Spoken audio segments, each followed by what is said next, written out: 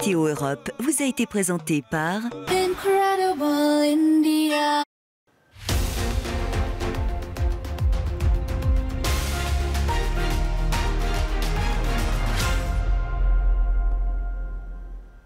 Bonsoir à tous, bienvenue dans Euronews Soir et merci d'être avec nous pour cette édition.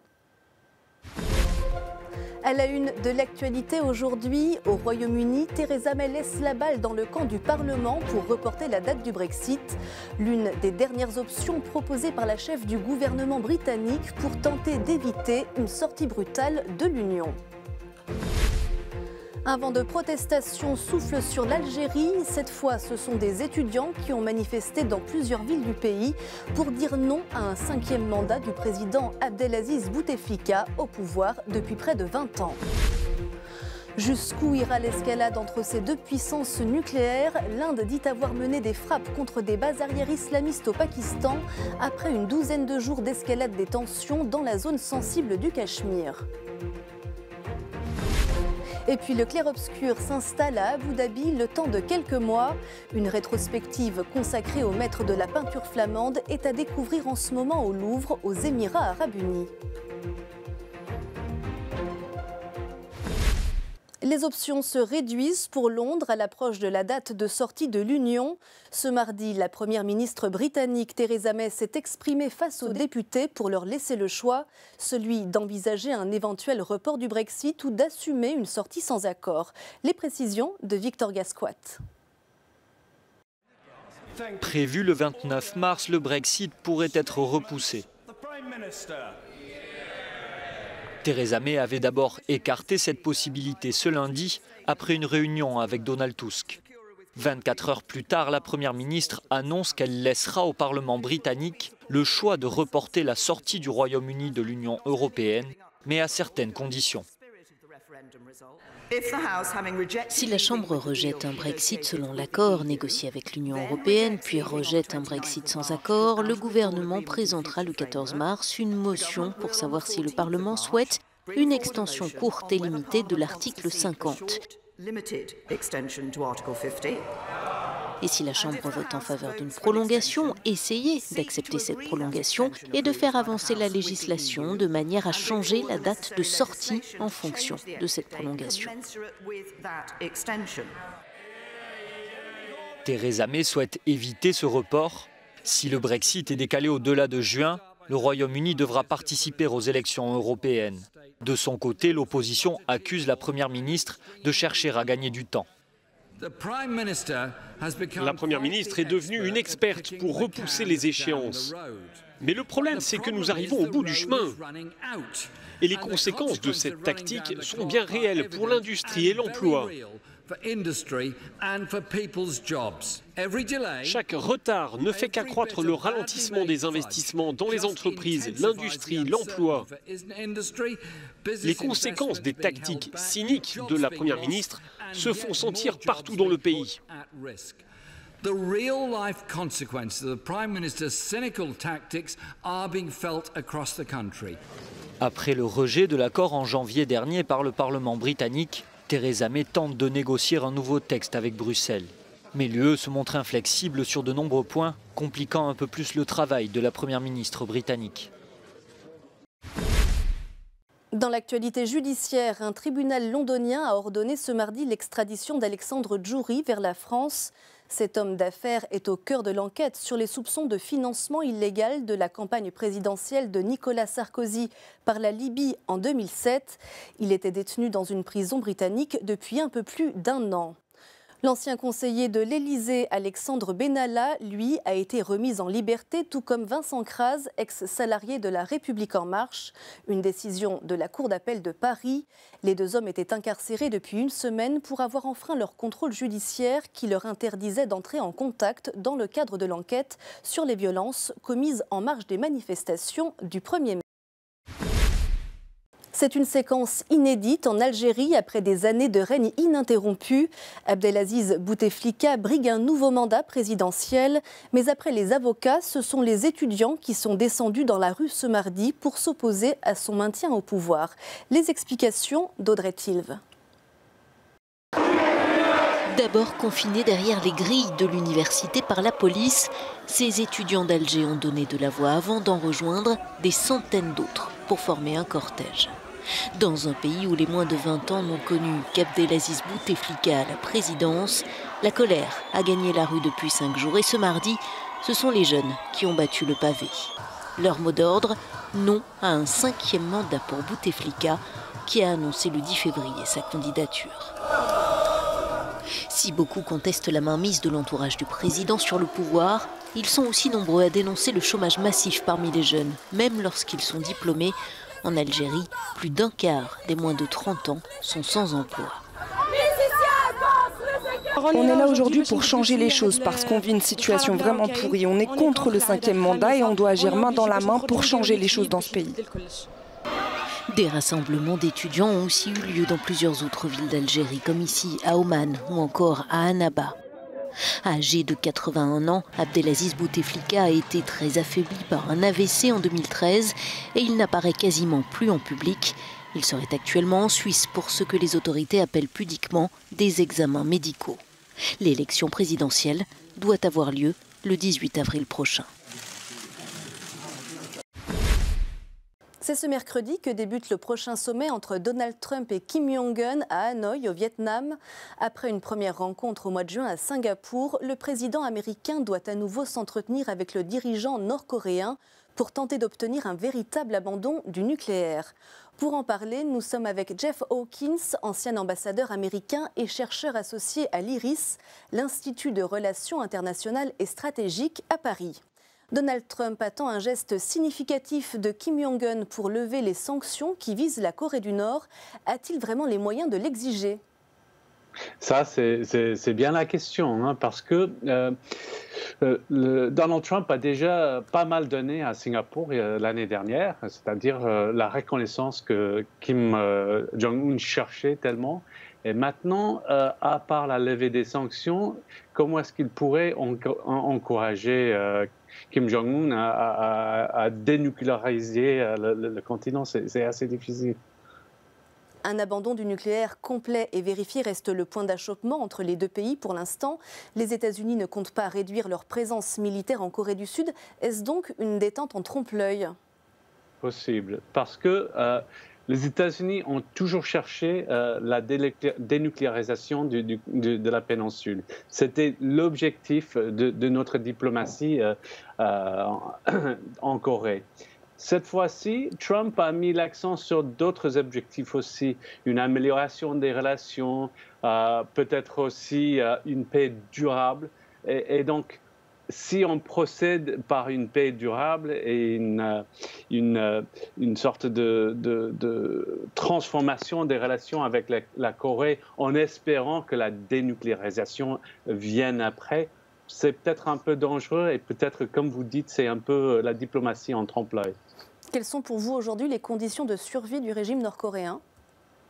Bon, d'abord, le soutien de ses voisins et notamment les Chinois, c'est essentiel. Sans les Chinois, les Nord-Coréens ne pourraient peut-être pas faire face à un monde unifié contre le nucléaire coréen. Ensuite, une baisse des tensions avec les États-Unis qui semble être en train de se produire. C'est aussi très important pour la Corée. Mais la Corée peut survivre longtemps comme paria. La Corée l'a fait dans le passé et continue à le faire. Donc, du moment où le régime de Kim Jong-un arrive à survivre, ce qui est le cas aujourd'hui, il y a assez peu de pression. Par contre, Trump semble très, très engagé. Il a des élections en 2020 en vue. Il espère peut-être obtenir le prix Nobel. Et donc, il semble prêt à faire des pas, peut-être même des pas un peu trop posés, un peu trop libéraux envers les Nord-Coréens. Merci Jeff Hawkins d'avoir été avec nous. Je rappelle que vous êtes ancien ambassadeur des États-Unis et chercheur associé à l'IRIS à Paris. La tension monte d'un cran entre l'Inde et le Pakistan. Après l'attentat survenu il y a 12 jours dans la zone du Cachemire indien, New Delhi dit avoir mené des raids aériens contre une enclave islamiste côté pakistanais. Écoutez le récit d'Olivier Peggy. Ces photos diffusées par l'armée pakistanaise ont été prises à l'endroit où l'Inde dit avoir effectué une frappe aérienne ce mardi. Une opération qui, d'après New Delhi, aurait visé un groupe islamiste basé au Pakistan et fait un grand nombre de victimes, sans qu'on ait plus de détails. D'après les autorités indiennes, cette frappe a eu lieu dans un camp situé à Balakot, dans la province de Khyber Pakhtunkhwa, non loin du Cachemire. Le Cachemire est une région revendiquée par l'Inde et le Pakistan et qui est source de violences récurrentes. Ce haut responsable de la diplomatie indienne a justifié la frappe aérienne menée ce mardi, expliquant que cela s'inscrivait dans le cadre de la lutte contre le terrorisme et de préciser que l'opération avait visé un camp du groupe appelé Jaish-e-Mohammed. Ce groupe Jaish-e-Mohammed était dans le viseur des autorités indiennes depuis qu'il a revendiqué un attentat suicide perpétré le 14 février au Cachemire indien, une attaque qui avait tué au moins 40 paramilitaires indiens. Plusieurs observateurs mettent en garde contre une escalade de la violence, l'Inde et le Pakistan brandissant systématiquement la menace de représailles. En réponse à la frappe indienne de ce mardi, le Pakistan a d'ailleurs indiqué que ses forces armées se tenaient prêtes à toute éventualité. Craignant une déstabilisation de la région, la Chine a appelé les deux voisins, indiens et pakistanais, à la retenue. L'Union européenne a également appelé les deux parties à éviter une escalade de la tension.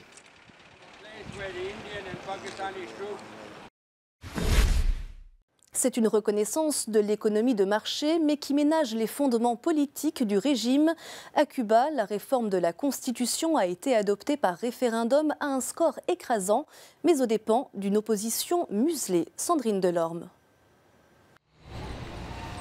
Les Cubains ont approuvé la réforme de leur constitution, autrement dit, ils soutiennent le Parti communiste cubain. Une campagne de matraquage pour le oui avait été menée par le régime. L'opposition illégale à Cuba avait dû se cantonner à mener campagne pour le non sur les réseaux sociaux, les médias l'ignorant et les SMS étant censurés. Le texte de la Constitution avait aussi été critiqué par l'Église catholique pour son idéologie unique. Mais au final, 84% des Cubains se sont exprimés et plus de 86% d'entre eux ont approuvé la nouvelle Constitution. Nous considérons que la Constitution a déjà été ratifiée, expliquait la présidente de la Commission nationale électorale. Elle devrait être ratifiée officiellement très rapidement pour entamer son processus de développement et sa mise en œuvre. Et bien sûr, quand elle sera officiellement publiée, la Constitution sera promulguée. Avant la publication, la nouvelle Constitution doit encore être proclamée par le Parlement lors d'une session au mois d'avril. C'est une adaptation de la Constitution de 1976. Le nouveau texte réaffirme le rôle unique du Parti communiste cubain tout en reconnaissant le marché, la propriété privée et les investissements étrangers destinés à relancer une économie minée par les pénuries. Au Brésil, le président d'extrême droite continue de poser ses jalons près de 2 mois après son entrée en fonction. Cette fois, Jair Bolsonaro s'en prend à l'éducation avec des mesures qui sont loin de faire l'unanimité.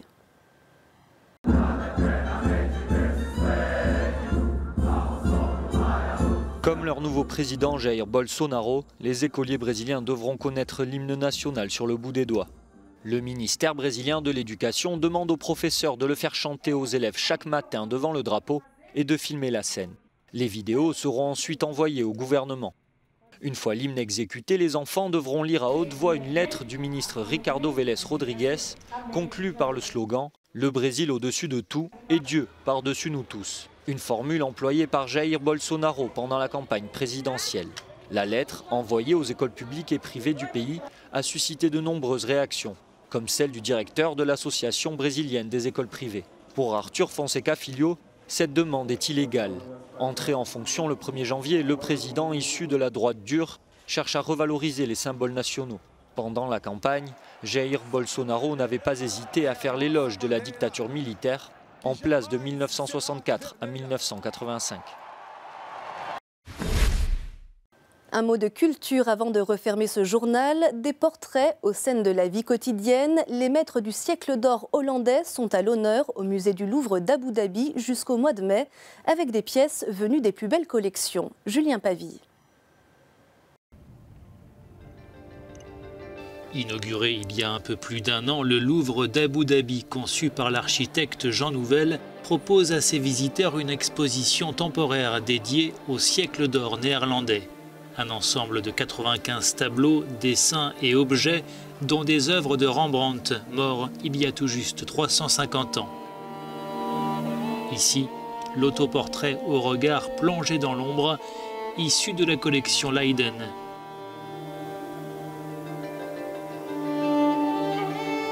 Des œuvres qui témoignent de ce siècle d'or hollandais, période comprise essentiellement entre la fin du XVIe siècle et le XVIIe siècle, quand les Hollandais étaient la première puissance commerciale au monde. À cette époque, les Hollandais étaient les maîtres de la mer. Ils pouvaient atteindre tous les continents, tous les peuples par leurs navires.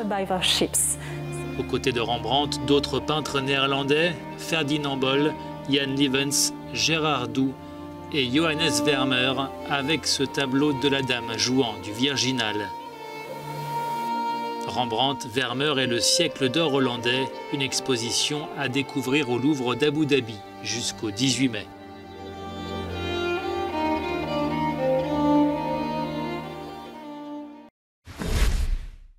C'est la fin de cette édition préparée par l'équipe francophone. Merci de l'avoir suivi. Vous pouvez retrouver toute l'actualité sur notre site et sur les réseaux sociaux. Très belle soirée à tous.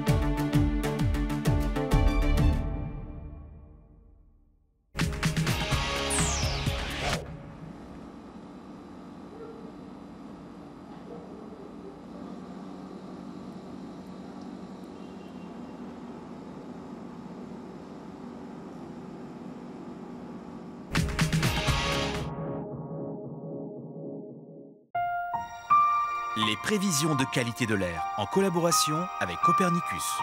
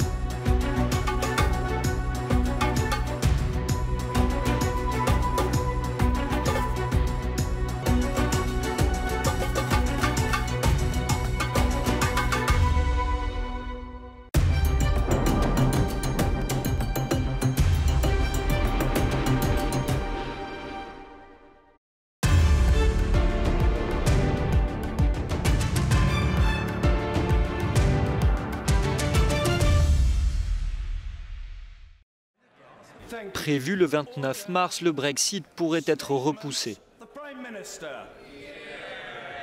Theresa May avait d'abord écarté cette possibilité ce lundi après une réunion avec Donald Tusk.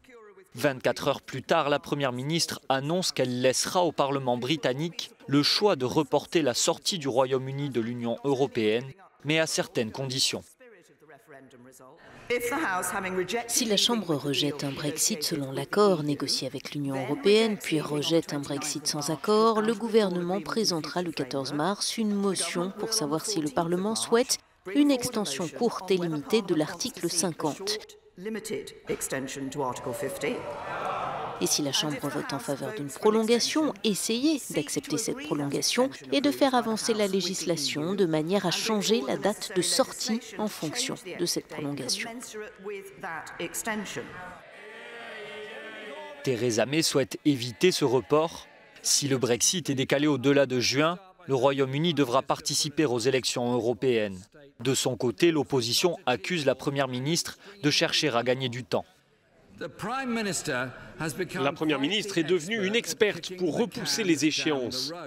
Mais le problème, c'est que nous arrivons au bout du chemin. Et les conséquences de cette tactique sont bien réelles pour l'industrie et l'emploi.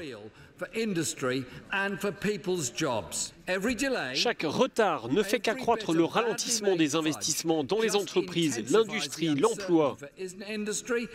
Les conséquences des tactiques cyniques de la première ministre se font sentir partout dans le pays. The real-life consequences of the Prime Minister's cynical tactics are being felt across the country. Après le rejet de l'accord en janvier dernier par le Parlement britannique, Theresa May tente de négocier un nouveau texte avec Bruxelles. Mais l'UE se montre inflexible sur de nombreux points, compliquant un peu plus le travail de la première ministre britannique. Donald Trump et Kim Jong-un enfin réunis pour leur deuxième rendez-vous. Le président américain a foulé le sol de la capitale vietnamienne mardi soir, attendu de pied ferme par le dirigeant nord-coréen arrivé quelques heures plus tôt. À Hanoï, les deux chefs d'État doivent reprendre leurs tractations commencées en juin dernier à Singapour. Kim Jong-un s'y était engagé à travailler vers une dénucléarisation complète en Corée. Depuis, Pyongyang dénonce la présence américaine dans la péninsule coréenne et martèle avoir gelé ses essais militaires. Mais Donald Trump refuse l'allègement des sanctions. Le président américain souhaite que le pays renonce à son arsenal nucléaire en totalité. La rencontre cristallise de nombreux espoirs. Cette Nord-Coréenne qui a fui son pays espère qu'elle va contribuer à instaurer une paix durable. Si je rencontre Kim